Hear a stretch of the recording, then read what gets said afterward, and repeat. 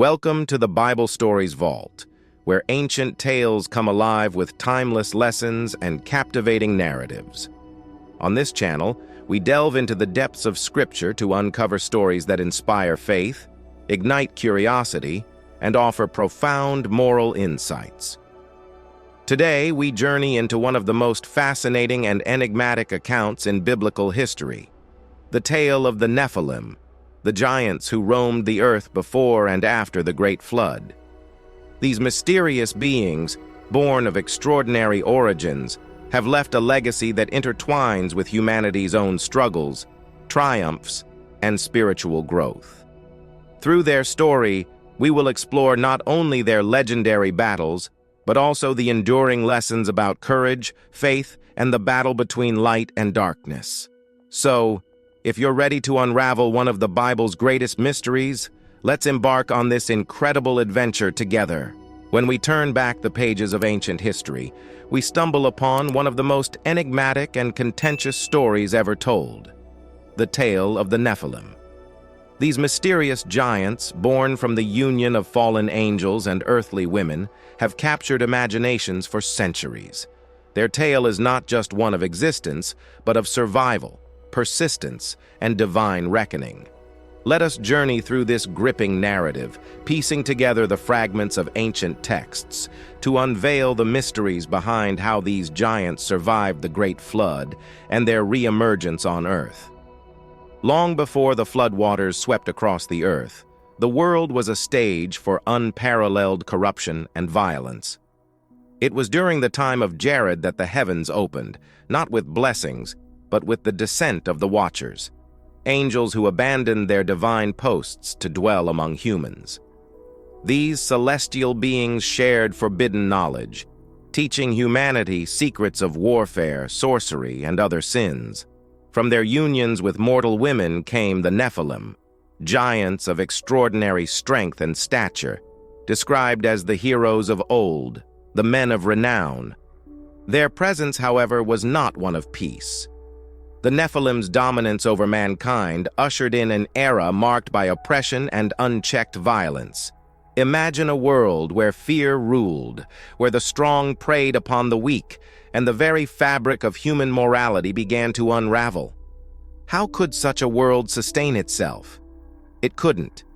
God, grieved by the pervasive wickedness, declared his judgment. I will blot out mankind whom I have created from the face of the earth, men and animals, and creeping things and birds of the heavens, for I am sorry that I have made them. But amidst this darkness one man stood out. Noah, righteous and steadfast in his faith, found favor in God's eyes. This raises an important question for us today. In a world increasingly fraught with challenges, what does it mean to live righteously? Could we, like Noah, remain steadfast in our faith when surrounded by corruption? How would we respond if faced with a divine call to take an extraordinary action, knowing it might make us outcasts in society? The Nephilim's rise and the subsequent divine judgment also provoke a question for reflection. How do unchecked power and knowledge without morality continue to disrupt the balance of societies today? God's command to Noah was clear. Build an ark, a vessel of salvation, not just for his family, but for pairs of every creature upon the earth. The construction of the ark was no small feat. It was an act of immense faith and obedience in a time when such faith was rare. As the rains poured and the fountains of the deep burst forth, the floodwaters consumed everything. Genesis records, all flesh died that moved on the earth. Birds, livestock, beasts, all swarming creatures, and all mankind. Everything on dry land in whose nostrils was the breath of life died. This catastrophic event eradicated life as it was known, resetting the earth. Yet, even with the detailed descriptions of the flood's destruction, one lingering question remains. If all life perished, how did the Nephilim resurface after the flood? Genesis 6:4 tantalizingly notes, "The Nephilim were on the earth in those days and also afterward." This cryptic remark suggests survival or resurgence, igniting debates among theologians and historians. Could it be that something was overlooked, or was the answer hidden in the very nature of humanity? Reflecting on this, we might ask ourselves, does destruction always lead to renewal, or do remnants of the past linger, shaping the future in ways we might not expect? How often do the challenges of a new beginning carry shadows of what came before? One theory posits that some Nephilim managed to board Noah's Ark, either by force or subterfuge. Imagine, if you will, the chaos. Giants attempting to infiltrate the vessel destined to preserve creation. However, this idea clashes with Scripture's clarity. Only Noah, his family, and the selected animals survived the deluge. The Bible explicitly states that the world was repopulated through Noah's 3 sons, Shem, Ham, and Japheth. This seemingly definitive statement leaves little room for external survivors among the Nephilim. Still, doesn't the very persistence of such a theory reflect humanity's intrigue with the impossible? This leads us to an interesting thought. Why are we drawn to stories that defy logic? Is it our innate desire to uncover mysteries, or our refusal to accept a neatly closed chapter? Another explanation suggests that after the flood, a new group of fallen angels repeated the sins of the Watchers, leading to the birth of another generation of Nephilim. However, texts like the Book of Enoch strongly argue against this. The severe judgment on the Watchers served as a warning to any angel who might contemplate such rebellion. Michael, the archangel, is recorded as saying, "Who could endure the punishment given to these angels? Their judgment is eternal." What does this tell us about divine justice? Perhaps it underscores the unyielding consequences of rebellion against divine order. Here we might ponder, if divine judgment is so final, why do beings, celestial or mortal, continue to defy it? Is it arrogance, ignorance, or something deeper within the fabric of free will? The most compelling theory lies in the genetic legacy carried through Noah's family. Though Noah himself was described as blameless, his sons' wives may have carried genetic traits linked to the Nephilim. This recessive genetic potential could have re-emerged in subsequent generations, explaining the giants encountered later in Canaan. If this theory holds, it forces us to confront a deeper question: how much of our own past shapes our present? Genetics is a fascinating lens through which to view history. It reminds us that even as time moves forward, the building blocks of life carry echoes of what came before.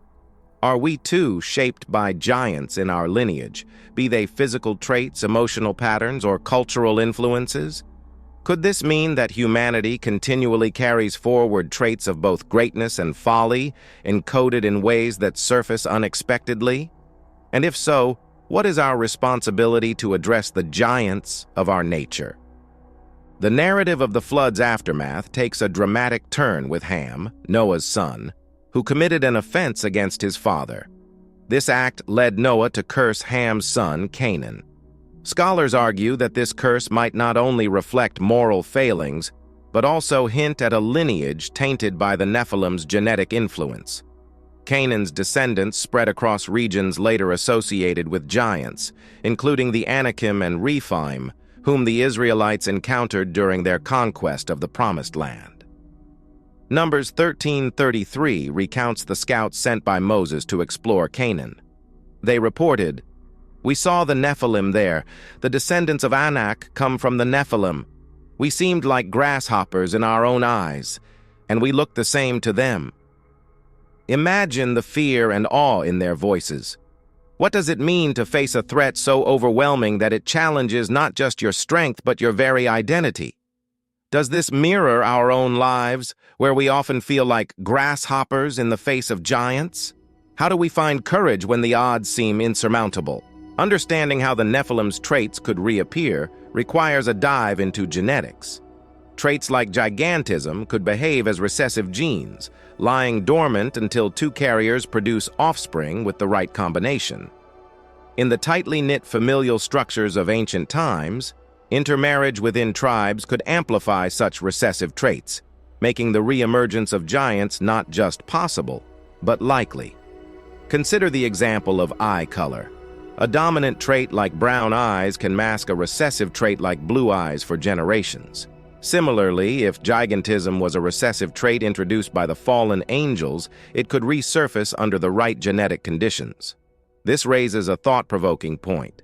How often do hidden traits, both physical and spiritual, shape the course of human history? Does this knowledge compel us to look at our own lives differently? What dormant qualities, strengths, or challenges might we carry without realizing it? And how can understanding our heritage help us shape a better future for ourselves and those who come after? The presence of giants in Canaan posed both a physical and spiritual threat to the Israelites. God's instructions to his people were unequivocal: destroy the Canaanites entirely. In Deuteronomy 7:1-2, God commands, "When the Lord your God brings you into the land you are entering to possess and drives out many nations before you, 7 nations larger and stronger than you must destroy them totally." This was not merely a conquest, but a divine mandate to purge the land of corruption and idolatry. Reflecting on this, one might ask, what does it mean to be tasked with such a grave responsibility? And how do we reconcile divine justice with human suffering? Is obedience to a higher calling always straightforward, or does it demand grappling with moral complexities? Moreover, what does this tell us about the nature of faith?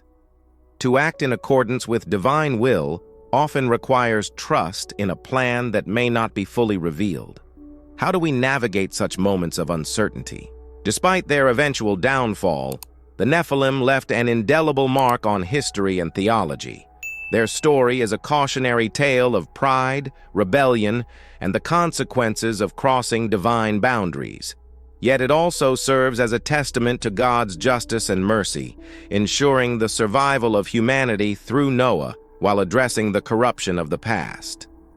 As we stand at the midpoint of this tale, questions linger. How did the Israelites confront the remnants of these giants? What further lessons can be drawn from the Nephilim's persistent shadow over history? More importantly, what does their story teach us about our own struggles against the giants, literal or metaphorical, in our lives? Stay tuned as we delve deeper into the continuing saga of giants, divine justice, and the enduring faith of God's chosen people. What giants do you face today, and how will you choose to confront them? As the remnants of the Nephilim reappeared after the Great Flood, their story intertwined with that of the Israelites. This tale, rich in conflict, faith, and perseverance, highlights not just the physical battle with giants, but also the spiritual and moral struggles inherent in humanity's journey. Let us delve into the second part of this saga, where the giants' presence in Canaan challenged the resolve and faith of God's chosen people.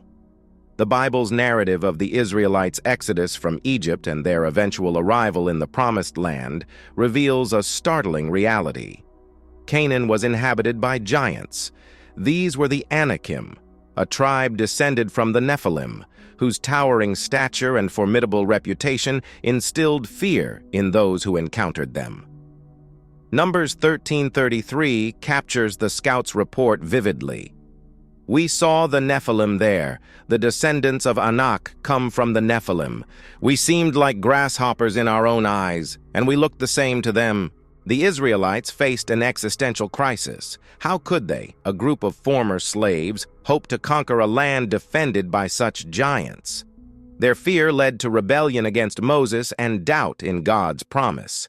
Yet amidst the despair, 2 figures stood firm, Joshua and Caleb.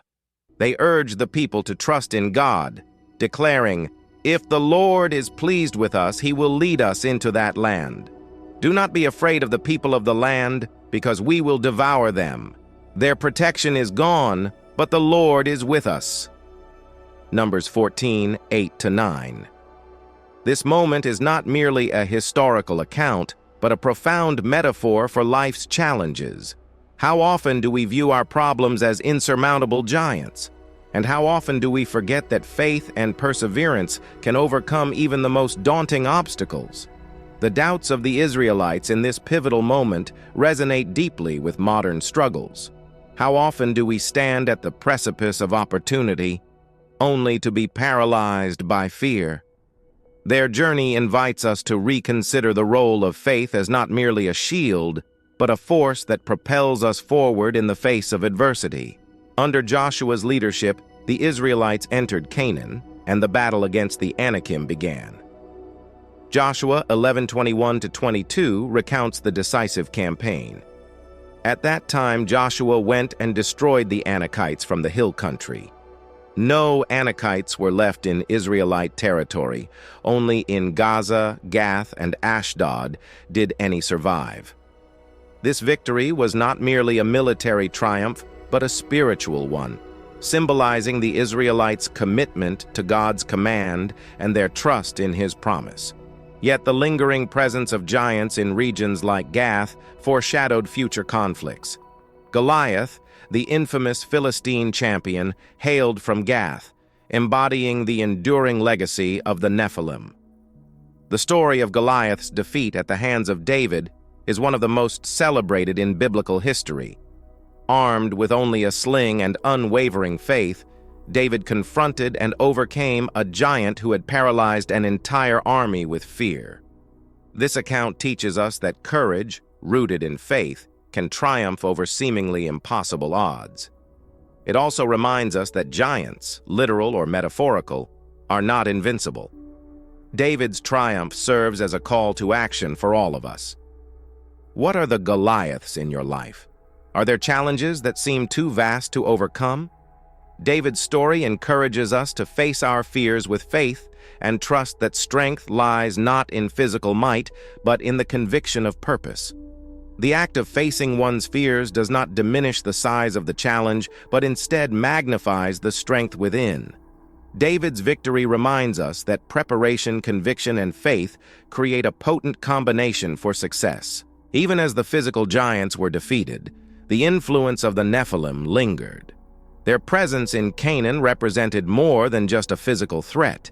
It symbolized the spiritual corruption and idolatry that plagued the land.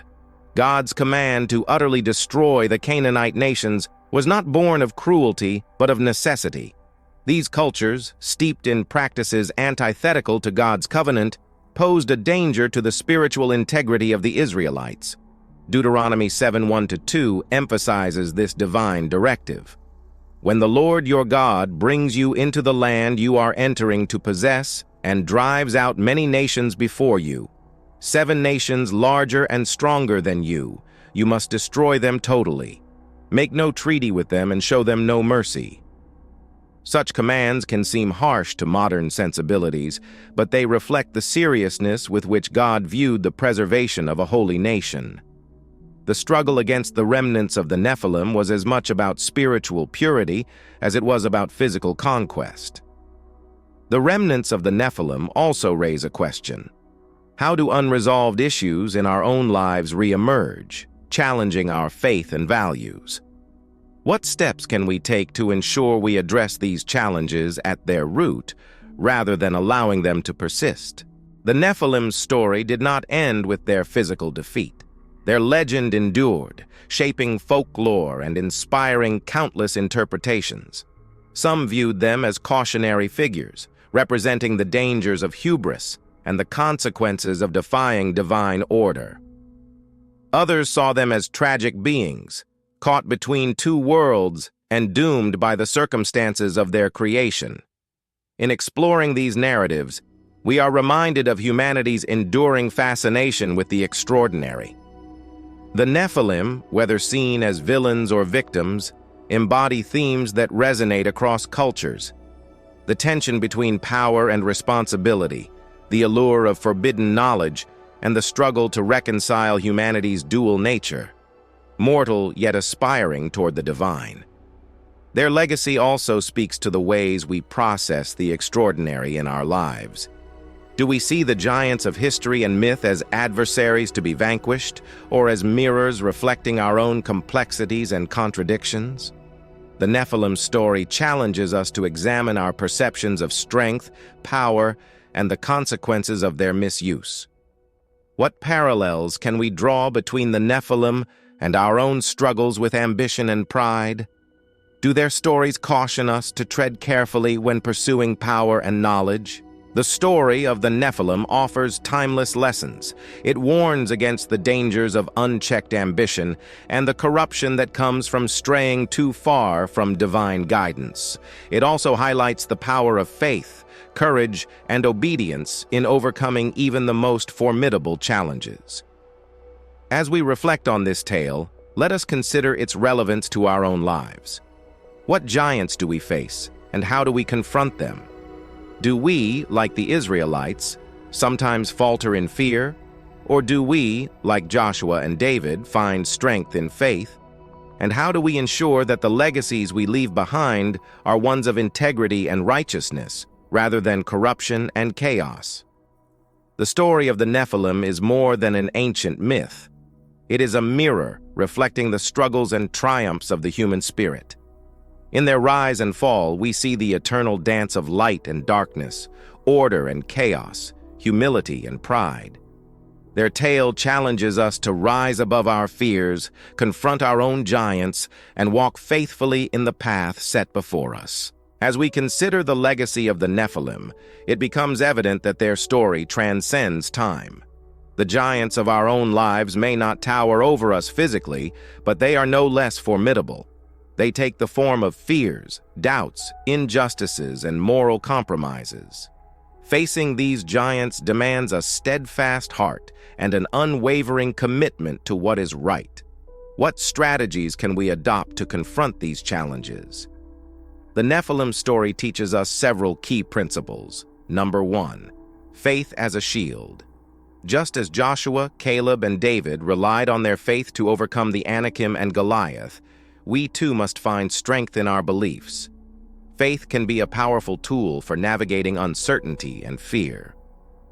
2, the power of community. The Israelites' journey was not one of individuals, but of a collective striving toward a shared goal. Surrounding ourselves with a supportive community can make the heaviest burdens feel lighter. 3, courage rooted in purpose.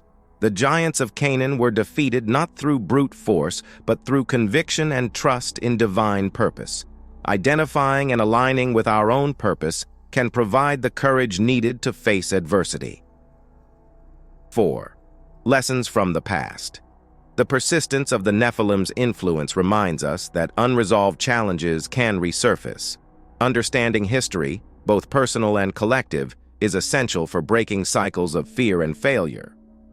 5, integrity over influence. The Nephilim's corruption serves as a warning against allowing power or ambition to overshadow moral integrity. True strength lies in character, not domination. The saga of the Nephilim is not just a tale of giants, it is a story of humanity's eternal struggle with its own nature. It challenges us to confront the parts of ourselves that threaten to pull us away from our higher calling. Just as the Israelites overcame the Anakim and reclaimed their land, we too can overcome the obstacles that stand in our way. What will your story be? Will you rise above the fears that hold you back, or will you let them define your path? The choice is ours, and the time to act is now. Together, let us face our giants, armed with faith, courage, and an unshakable sense of purpose. Each of us has a Goliath to face, but the outcome of that battle depends on how we choose to fight. What strategies will you employ, and how will your legacy reflect the triumphs of faith over fear? Thank you for joining us on this thought-provoking exploration of the Nephilim and their enduring legacy. Their story reminds us that giants, whether they take physical or metaphorical form, are challenges meant to be confronted and overcome. We invite you to share your own reflections. What lessons did you draw from their tale? Are there giants in your life that you're ready to face? If you enjoyed this discussion, please leave a comment below with your thoughts, questions, or insights. Don't forget to like, share, and subscribe to our channel for more captivating content exploring history, faith, and humanity's greatest stories. Together, let's continue to uncover the wisdom of the past to inspire the present. Until next time, may your path be guided by faith, courage, and purpose. Blessings to all.